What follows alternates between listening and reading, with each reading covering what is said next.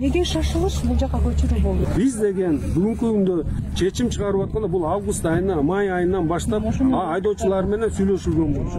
Анан ошондо сөз коюлганда биз деген чыгыш автобекетине баарын жайгаштырабыз деген аракет менен иш жүргүзүлгөн.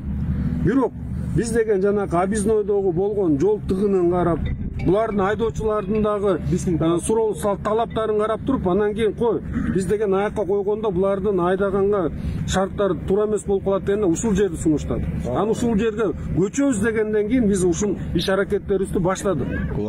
Убактылуу жайды түзүү максат.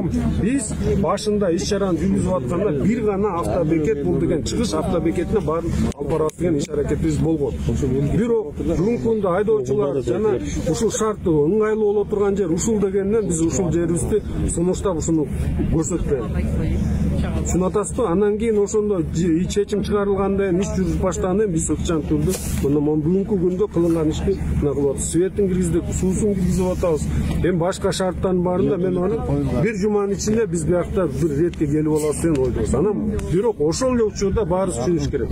Бул убактылуу жай. Мына эмки жылы жай айына чейин жаңы автобекет ишке киргизилет.